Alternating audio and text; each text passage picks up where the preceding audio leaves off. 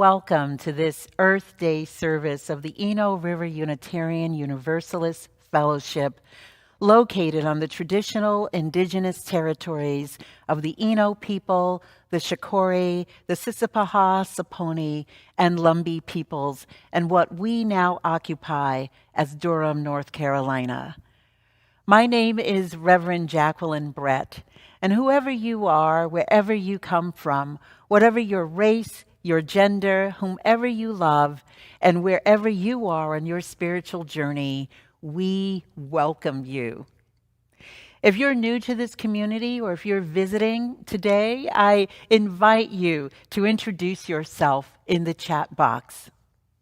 You'll also find a link there that will help you to learn more about us. We also invite you to attend the Inquirer's class for visitors and newcomers taking place today at 12 noon on Zoom. And directly after this service, everyone is invited to the virtual coffee hour. Information on how to get to both these events will appear on your screen and in the chat box at the end of the service. Or you may access them from the homepage of our website, ERUUF.org. Members of ERUUF's Earth Justice Action Group have joined me in creating today's service. And we invite you to join us in welcoming several special guests this morning. They are Crystal Cavalier, Naeemah Muhammed, residents of Richmond County, North Carolina, and ERUUF's own Jeremy Tarr. Our music this Sunday began with drummers from the Haliwa Saponi tribe and will continue with contributions from the group Jewelsong, the Chilton and Clarke families, Chris Macon, Emma's Revolution, and Debra Hammond. Today's tech team is Jenny Jolly and Michelle Sager. So, let's all center ourselves into this time and this place, whatever place you're in at this moment, this now. So let us all take a deep breath in and let it out.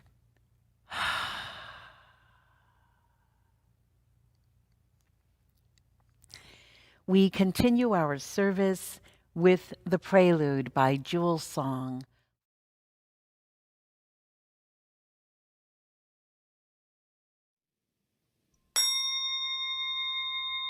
I open, I open, I open, I open.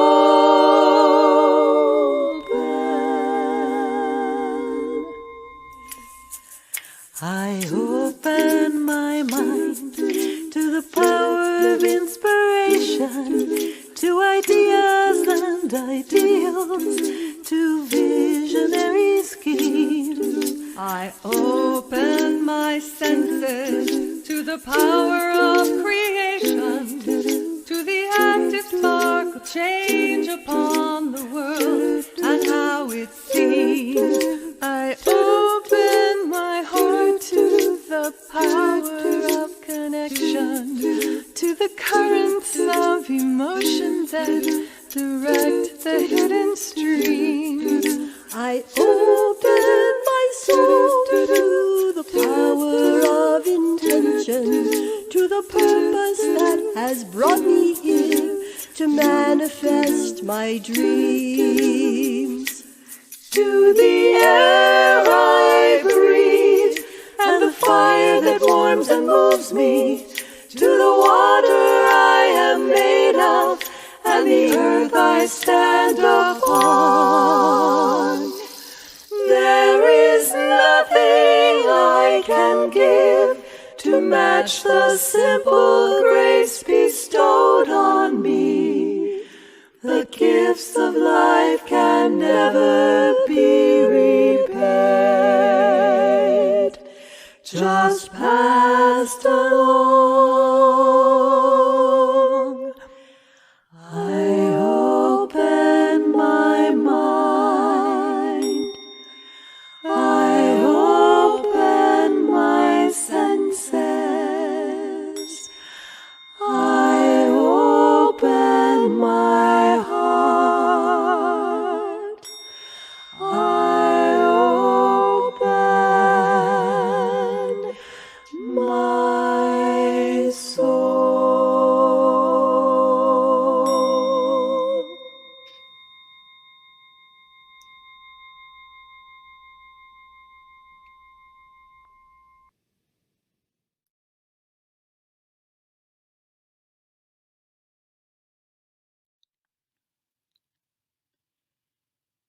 Our opening words this morning are called Territorial Acknowledgement by Sean Neil Barron.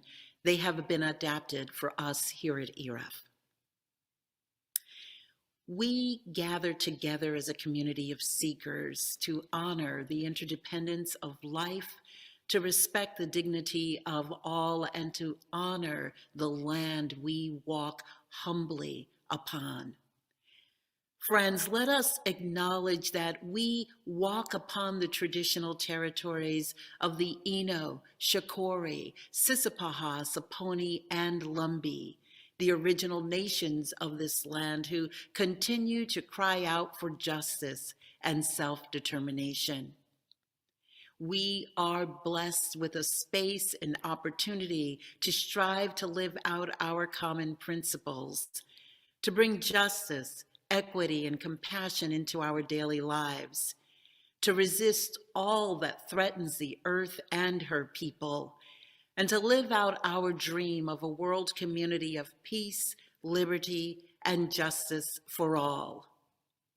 Let us carry these thoughts with us as we journey and worship together. Blessed be.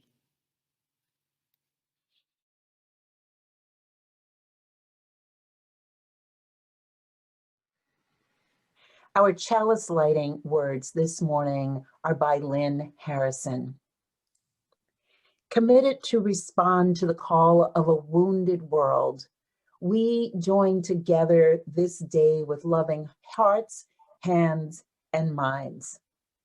Embracing the interconnected web of water, air, and earth, we light a fire of sustaining hope, ever bright with love and justice. May we bring forth this day new wisdom, strength, and courage to create a new world, not of wealth, but well-being, a world of new peace and abundance for all. As we give thanks for this earth, our shared and singular home, may we dedicate ourselves to its ongoing care. Rising to the calls deep within us and all around us. As we light our chalice this morning, may we respond today and always with courage and with love.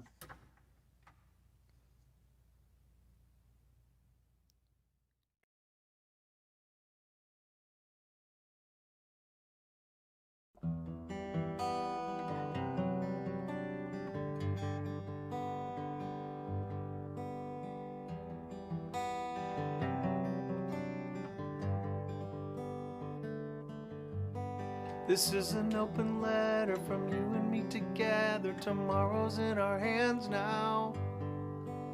Find the words that matter, say them out loud, and make it better somehow. Looking down from up on the moon, you're a tiny blue marble. Who'd have thought the ground we stand on could be so fragile? This is a love song to the earth. You're no ordinary world, a diamond in the universe. Heaven's poetry to us. Keep it safe, keep it safe, keep it safe. 'Cause it's our world, it's our world. It's not about possessions, money, or religion, how many years we might live, when the only real question that matters is still a matter of perspective. Looking down from up on the moon, you're a tiny blue marble. Who'd have thought the ground we stand on could be so fragile? This is a love song to the earth. You're no ordinary world, a diamond in the universe.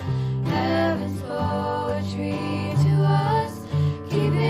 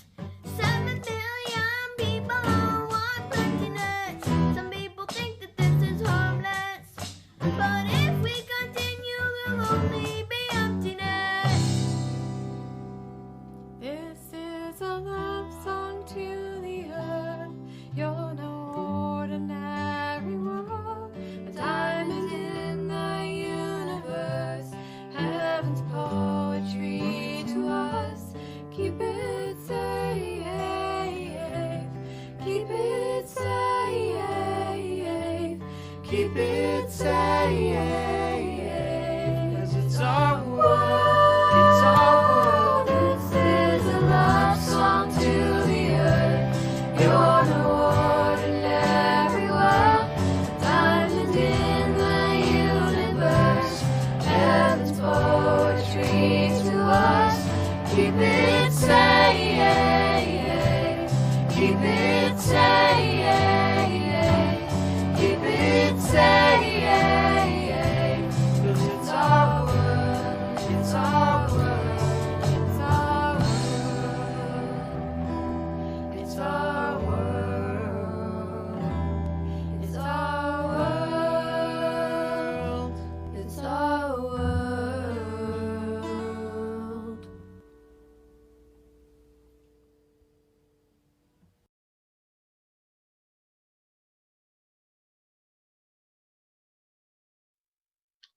Every April, we have the opportunity to lift up the earth we live on, as well as recognition of our seventh principle, the interconnected web of life of which we are a part. Justice work has been a major reason I became a UU and joined ERUUF in 2010. But climate and environmental justice was my entry point and continues to be paramount for me. Through the last decade plus of committed effort, I've been looking to learn as well as to act. The major inflection point for me was learning about Project Drawdown in 2017. Project Drawdown set as its goal to help the world reach drawdown, that point when the curve of greenhouse gas emissions stops going up and starts to bend down, stopping catastrophic climate change. Doing so as quickly, safely, and equitably as possible. It undertook comprehensive research, ultimately identifying the 100 best solutions to make this happen, realizing on the way that we have the solutions now, and it is a matter of working together to build the power and the will to implement them. Finally, I felt like there was a framework and guide that could connect what the groups I work with do to larger impacts. The next questions for me were how to transform these micro scale solutions into concrete, meaningful actions, and how to implement while maintaining principles and values of justice, equity, and inclusion.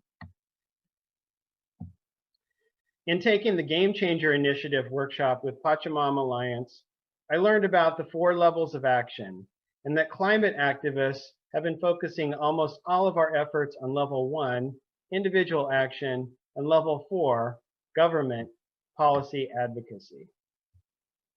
Work at level 1 and level 4 remain extremely important. However, we've been largely neglecting levels 2 and 3, work in our networks and institutions to promote and implement change directly. Learning this gave me a new level of excitement and motivation. At these levels, we build meaningful relationships and connect justice issues together to generate power for change, adapt to change equitably, and develop resilience. I'd like to highlight a couple of these level 2 and level 3 actions at local and national scales that involve Project Drawdown. The first is a collaborative effort among 60 plus congregations in the Triangle, dedicated to protecting Earth's creation for all current and future generations. Interfaith Creation Care of the Triangle.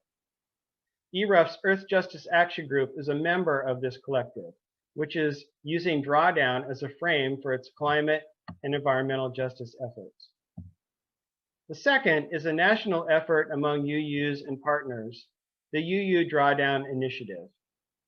With the backing from the UU Ministry for Earth and other national justice bodies, the UU Drawdown Initiative is kicking off its efforts by participating in the Drawdown Eco Challenge, a platform for individuals, congregations, and other organizations to take action using drawdown solutions, and then tracking the collective impacts of these actions.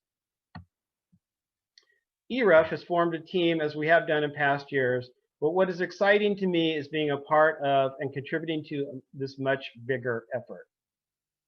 The Eco Challenge will be ongoing, but phase 1 will culminate in the session at this year's General Assembly in June, when participants will share stories and overall impact so far will be revealed.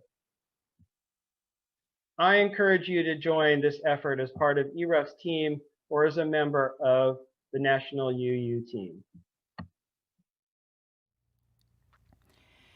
The Buddhist monk Thich Nhat Hanh has said, real change will only happen when we fall in love with our planet. Only love can show us how to live in harmony with nature and each other and save us from suffering the devastating effects of climate change. The first Earth Day, which took place on April 22, 1970, became the first chance that people concerned about the environment could participate in a national demonstration to let public officials know they needed to do something to show some love to the planet, to protect it. More than 20 million people across the country joined in that very first Earth Day. But despite this, social justice and diversity consultant Paula Cole-Jones points out that the environmental movement launched in 1970 lacked the consciousness and commitment to address structured racial and economic inequality. Perhaps the environmental movement was operating from a colorblind position, she writes, assuming that race did not matter in environmental issues. But a recent article in the Washington Post reports systemic racism has long influenced where major sources of pollution are located within communities. Beginning in the early 20th century, white government planners in many municipalities drew redlining maps that identified Black and Latino neighborhoods as undesirable and unworthy of housing loans. Heavy industry was permitted to cluster in those places, adding a toxic dimension that persists today. In 1982, when civil rights activist Benjamin Chavez was arrested while leading a PCB protest in Warren County, North Carolina, he declared it to be racism, environmental racism. It was the first time this phrase was ever used. Warren County was in a predominantly Black community in one of the poorest counties in the nation at the time. It had been selected by the state of North Carolina for the disposal of soil laced with PCBs, which then leaked into the local water supply. The Warren County protest is considered one of the emerging events launching the environmental justice movement in the United States.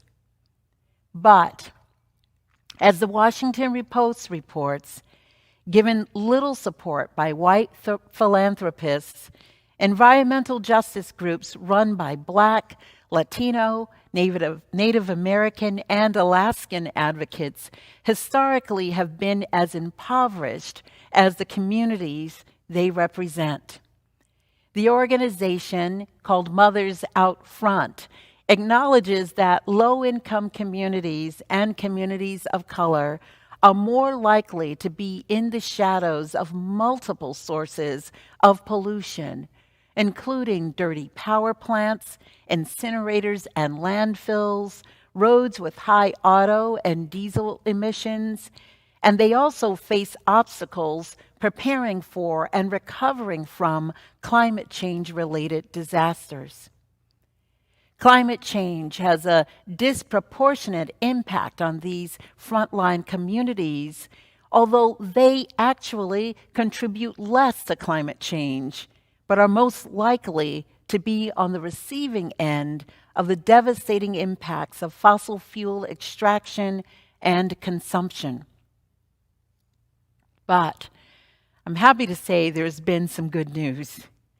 1 week after his inauguration, President Biden signed an executive order vowing to steer clean energy investments to minority communities battling pollution.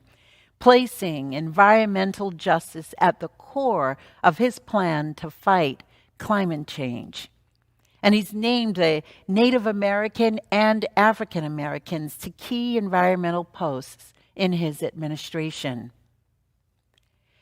Today, over 1 billion people around the world, especially young people, participate in Earth Day and what is now a global consciousness about our planet's environment, an awareness that has merged with increasing urgency about how climate change has fast become a crisis we all must eventually face. As we celebrate Earth Day here at ERUUF today, we acknowledge the struggle and activism, the inherent worth and dignity of some of our neighbors on the front lines of environmental justice in North Carolina. We'll begin today by hearing from Cavalier, who shares with us about the impact of oil-gas pipelines on Native American communities.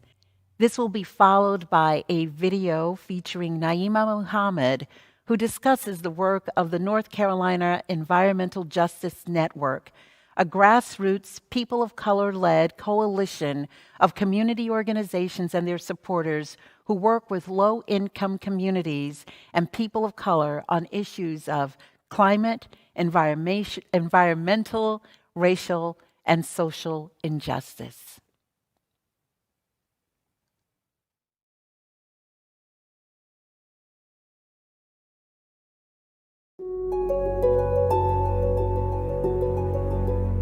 Hey everybody, my name is Cavalier Keg, and I'm an activist here in Alamance County. I'm a citizen of the Occaneechi Band of the Saponi Nation, and I live here on my land. This has been in my family for over 300 years. I live on the land. You can see this is our indigenous garden. We have 8 feet Tuscarora corn that we are growing, and if you see right there, back here is the headwaters of Stag Creek, which leads into the Haw River. Now, why is this important? Because there is a supposedly pipeline that is coming through called the MVP Southgate Extension. And we do not want this pipeline. This pipeline is not going to be built. And we're asking for citizens like you to help us stop this pipeline from coming through, because with this pipeline is coming through my historical homelands of Saponi, we couldn't have our indigenous gardens, and we do not want this. So I'm counting on you, my neighbors, everybody to stop this. Citizens like you to help us stop this pipeline from coming through, because with this pipeline is coming through my historical homelands of Saponi, we couldn't have our indigenous gardens, and we do not want this. So I'm counting on you, my neighbors, everybody to stop this.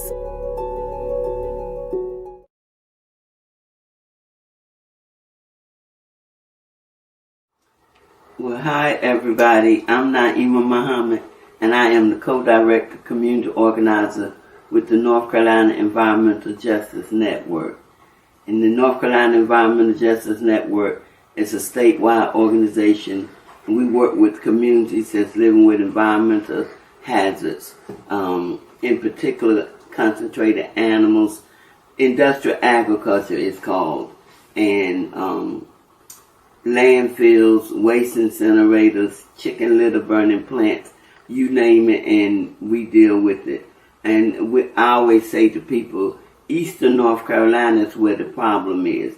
And Eastern North Carolina is like the dumping grounds for the state of North Carolina. Anything white people don't want in their backyards, you will find it in Eastern North Carolina. Thank you for that, Naeemah. Explain briefly environmental racism and the factors that contribute to it. Okay, so the way we see environmental racism is the fact that what I just said really is whatever white people don't want in their backyards, you can find in the backyards of predominantly African American, Native American, and Latino communities. And those communities are the predominant people in Eastern North Carolina. And so we see environmental racism as something that's an intentional process done by government, industries, and we call it the avenues of least resistance.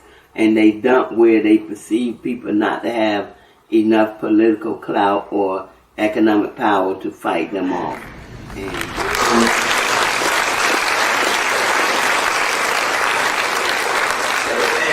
as I said, we've been having fun. So in North Carolina in 1997, there was a moratorium put in place to slow down the proliferation of the hog industry into North Carolina.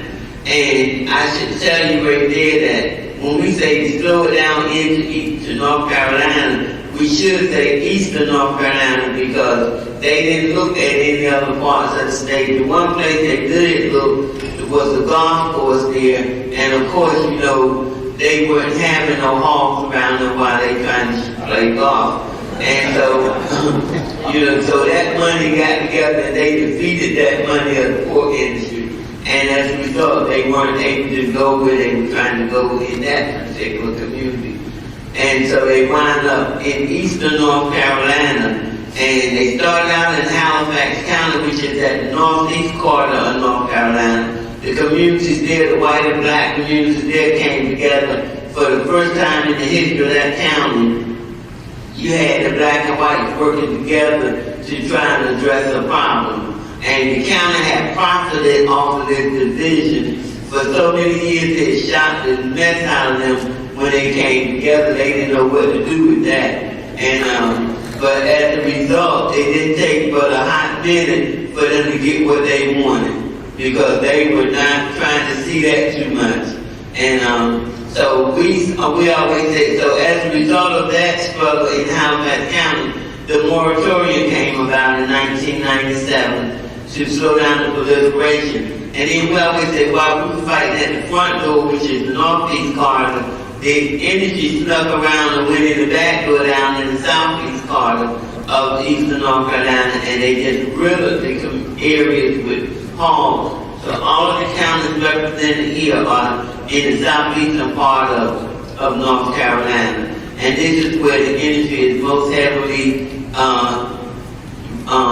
landed at in North Carolina. And so we've been in this fight a long time. And I was telling somebody yesterday, they was asking me about this battle in North Carolina. I said, well, the one thing is that when the pork industry first started operating in North Carolina, they were technically under the mafia's guidelines. And because that's how they acted. They went around threatening people. They walked around with guns, walking across people's yards with guns, get pulled over in your lane on the highway, so you have to either crash with them or stop and wait to see what they were going to do.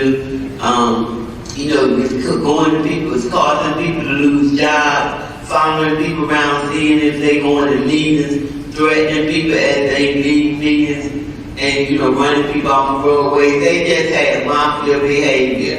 And as a result of that, people were gripped in fear. Nobody wanted to talk about this industry and what it was doing. So that was hard nut to crack. But can I tell you that we cracked it? And when we cracked it, we busted it wide open.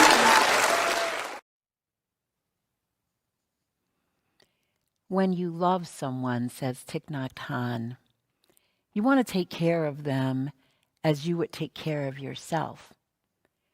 When we love the earth like this, it's a reciprocated love. We'll do anything for the benefit of the earth, and the earth will do anything for our well-being. I invite you to join me for a time of spoken meditation. Creative Spirit, source of life and love, we give thanks for the beauty of this day and for the company of those assembled on this morning. Thank you for the breezes of change, clearing our heads and bringing fresh ideas. May they cleanse our minds of the oppression and isms that divide us. Thank you for the flame of hope, the heat of righteous anger, the warmth of compassion, and the fire of commitment. May they bubble the cauldrons of transformation.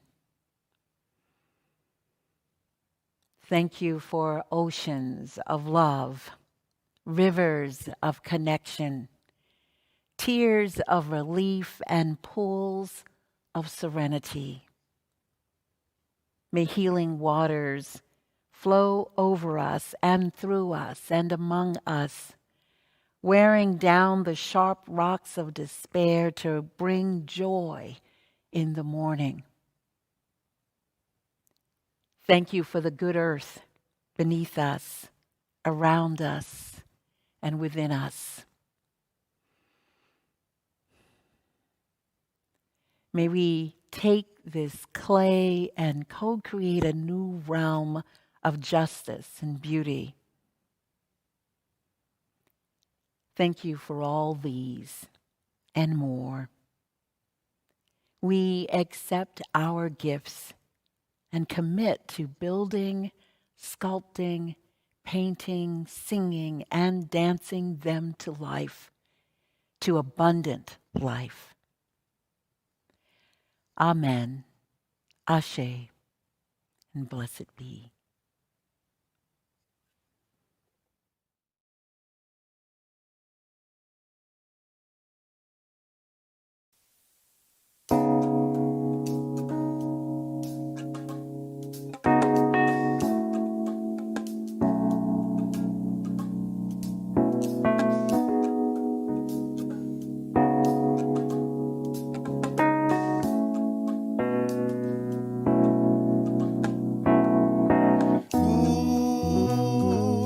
Mercy, mercy me.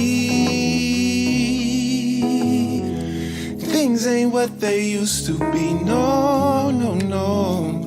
Where did all the blue skies go? Poison is the wind that blows from the north and south and east. Mercy, mercy me. Things ain't what they used to be. No, no, no. Oil wasted on the oceans and upon our seas, fish full of mercury. Mercy, mercy me. Things ain't what they used to be. No, no, no. Radiation underground and in the sky. Animals and birds who live nearby are dying. Mercy, mercy me. Things ain't what they used to be. What about this overcrowded land? How much more abuse from man can she stand?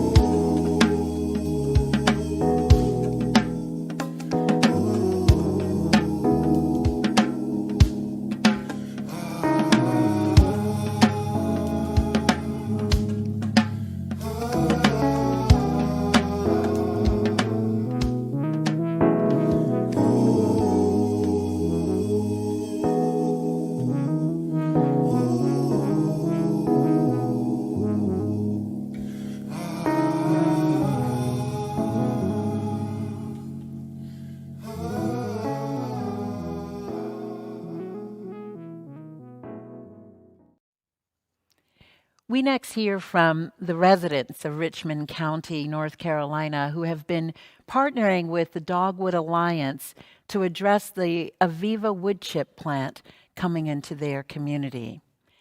They'll be followed by ERUUF member Jeremy Tarr, Senior Advisor for Climate Change in the Climate Change Policy in the Office of North Carolina Governor Roy Cooper.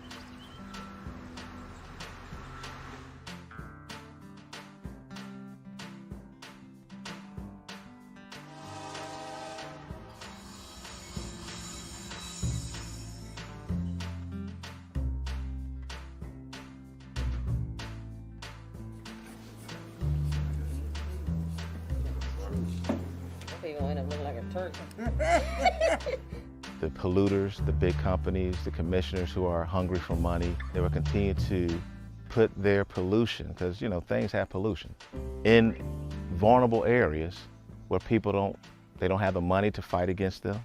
They've been disenfranchised over the years, so they place it in African American communities. They've been doing it for years in poor communities. So the environmental justice laws have to come into place to protect those individuals, to protect those families in homes and in land. Bingo! Fight up! Bingo! Fight up! Bingo! Fight up! Bingo! Whenever there is an increased threat to members of environmental justice communities, which are described as low-income communities, people of color communities, communities that are overburdened environmentally with toxins and pollutants, tribal areas or vulnerable communities, that there should be an environmental justice analysis, which includes a health impact study, economic impact study done.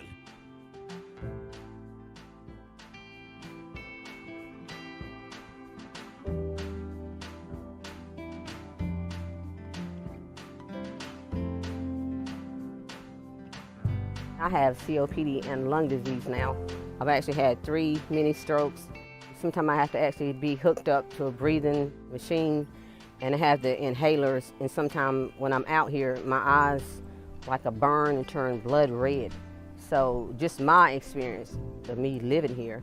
And people might say, well, first thing they say, well, you have to prove it. But these are things that wasn't happening to me before.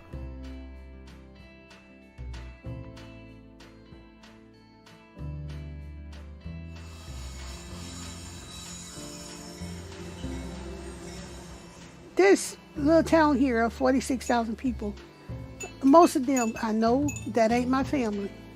And then all of them could be my family, I don't know. I'm concerned about more of my health because I keep having issues coming up and other people having issues. And then every time I look around, you got a kid a year old, you got older people using these asthma pumps. And this asthma, it's got to be coming from some kind of pollution.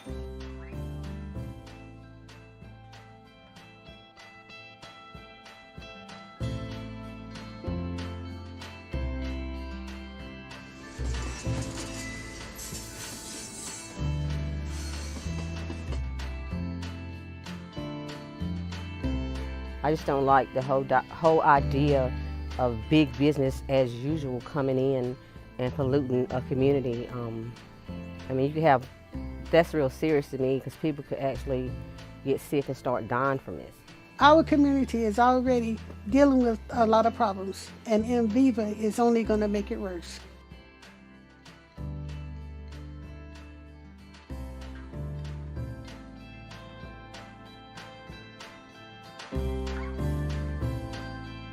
I'm concerned about the Enviva wood pellet facility because of documented evidence of what these wood pellet facilities do to the air quality. They increase the amount of particulate matter, which can get into the lungs and into the bloodstream, carried around the body, and have all different kinds of health impacts, from obesity and diabetes, neurological impacts, cardiovascular impacts, even fertility impacts.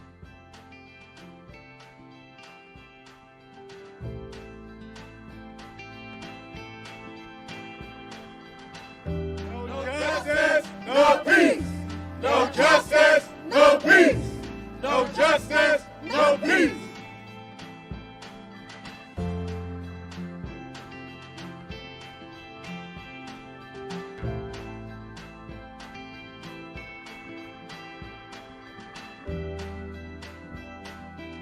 See, a lot of people in the community feel the same way, but they're afraid to speak up because in the past, a lot of the reaction and the continued suppression, where you feel like you have no power, but there are people there in the community that says enough is enough.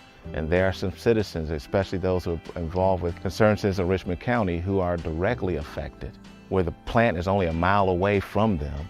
They heard nothing about it beforehand until Dogwood Alliance actually alerted us. And so when we looked at the facts, when we looked at this is going to be even more dumping on a community, than what we already have. We're already dealing with enough already. So that's the reason why they got up and say, hey, we have to fight this for our children. We have to fight this for the future. We have to fight this to save for our health. I am just absolutely honored to be here today because this is the movement of a generation that is afoot right now in our country.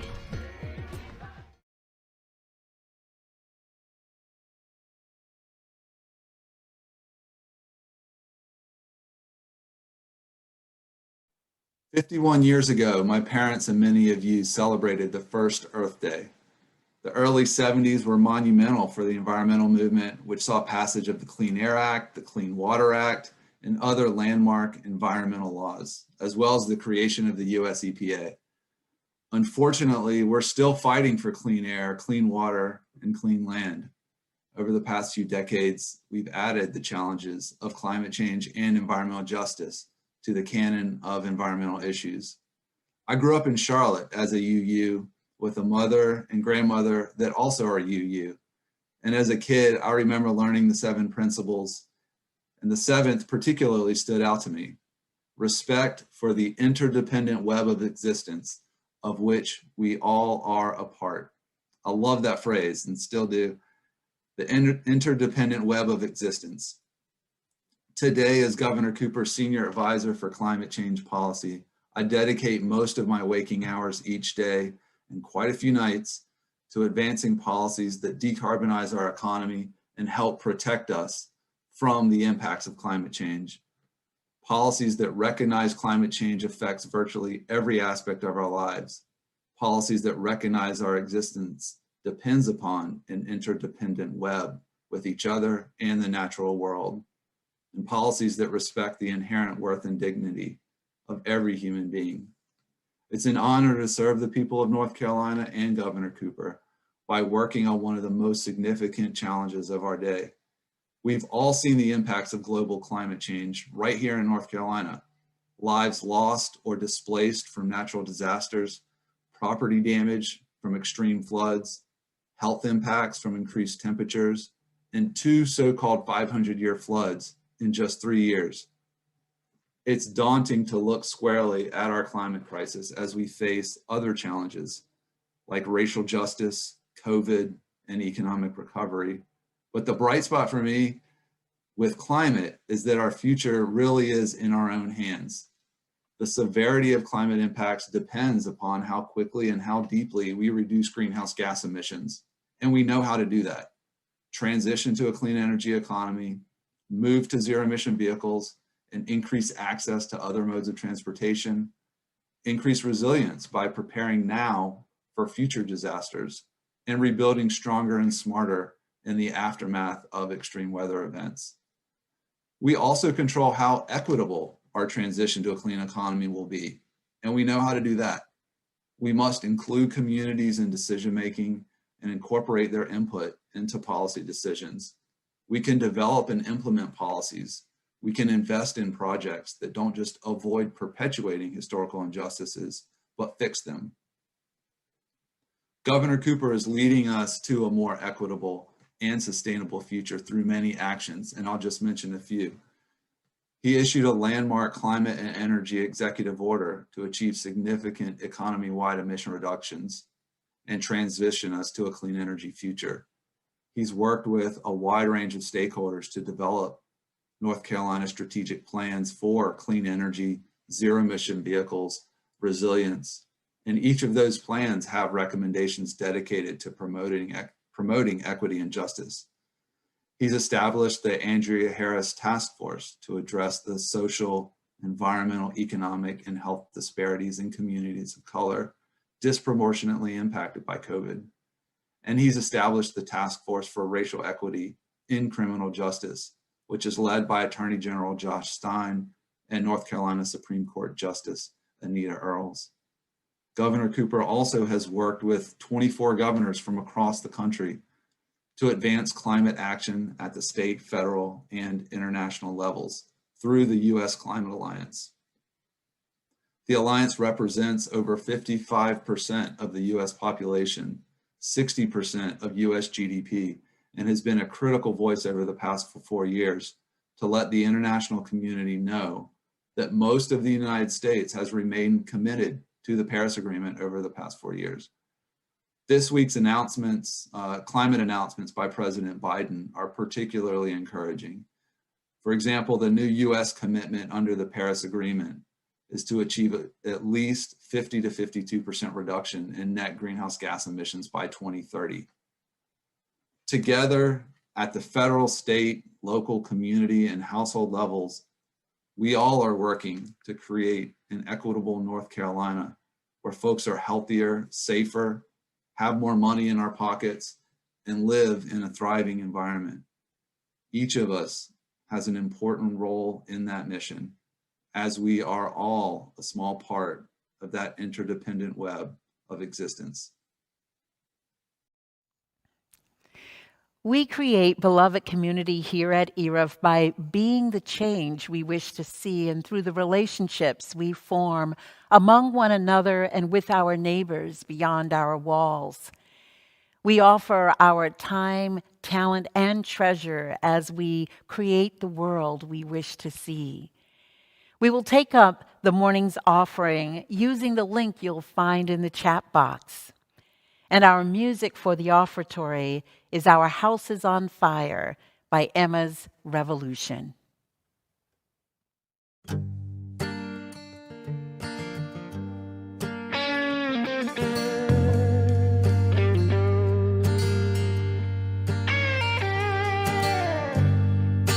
Put out the fire, put out the fire, put out the fire.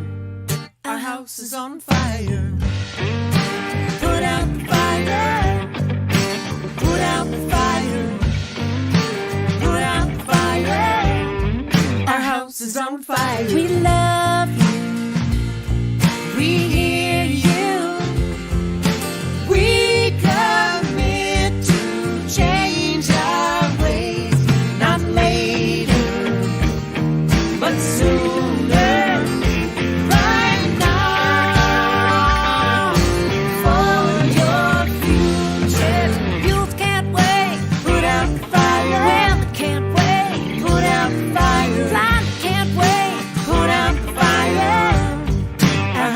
On fire for our children, put out the fire, and their children, put out the fire, and their children, put out the fire. Our house is on fire for songbirds, for clean air, for the oceans and the lakes, not later, but sooner.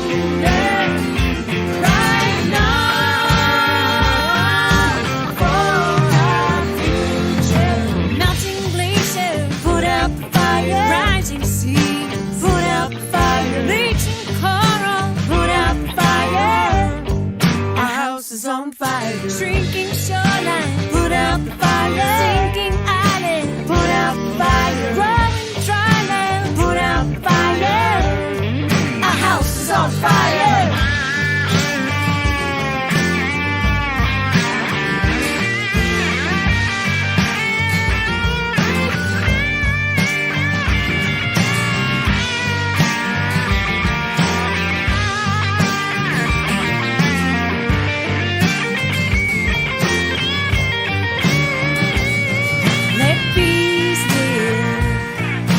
Trees grow, let the snow fall where it may, not later, but sooner, right now,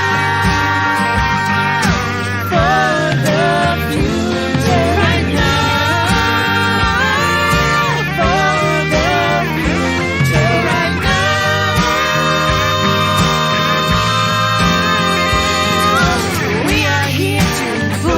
Fire. This is how we put out the fire. Time is now, we put out the fire. Our house is on fire.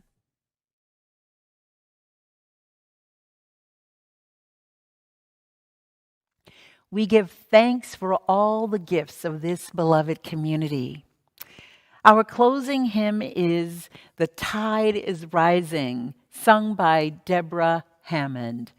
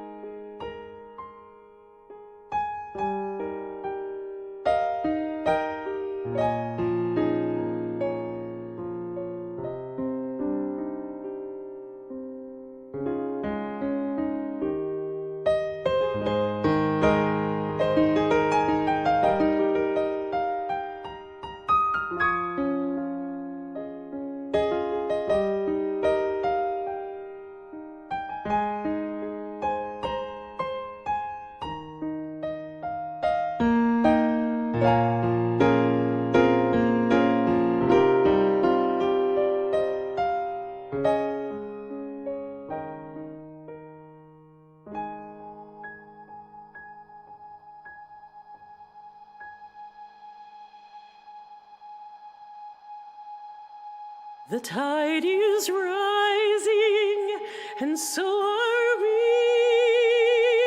The tide is rising, and so are we. The tide is rising, and so are we.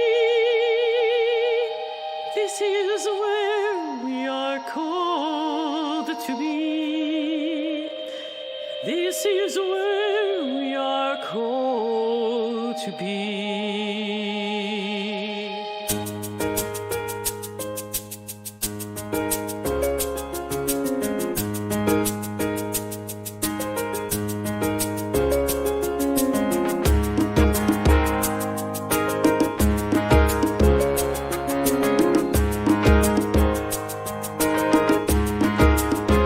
The tide is rising, and so are we. The tide is rising, and so are we. The tide is rising, and so are we. This is where we are called to be. This is where we are called to be. The task is mighty, and so are we. The task is mighty, and so are we. The task is mighty, and so are we.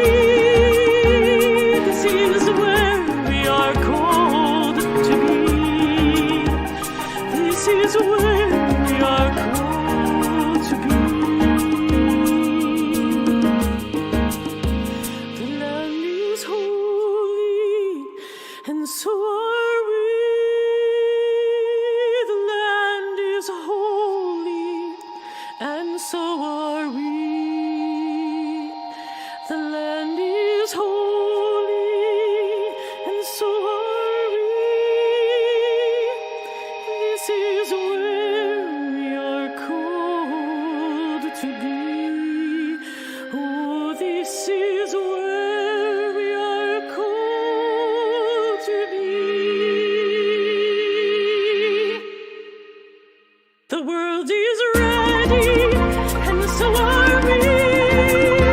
The world is ready, and so are we.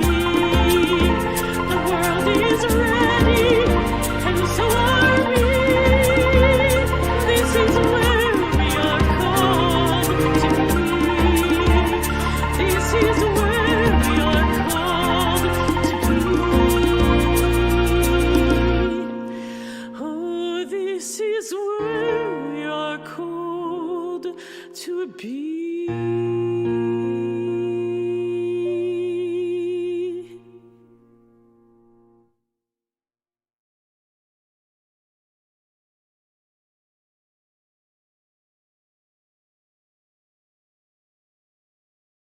Our closing words are by Martha Postlethwaite. Do not try to save the whole world or do anything grandiose. Instead, create a clearing in the dense forest of your life and wait there patiently until the song that is yours alone to sing falls into your open, cupped hands and you recognize and greet it. Only then will you know how to give yourself to this world so worthy of rescue. Go in peace, my friends. Go in love, and may your life be a blessing.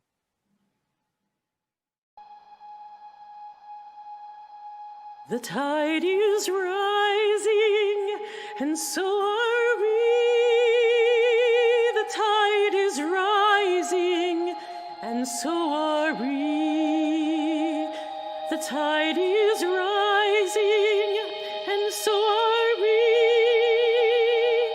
This is where we are called to be. This is where we are called to be.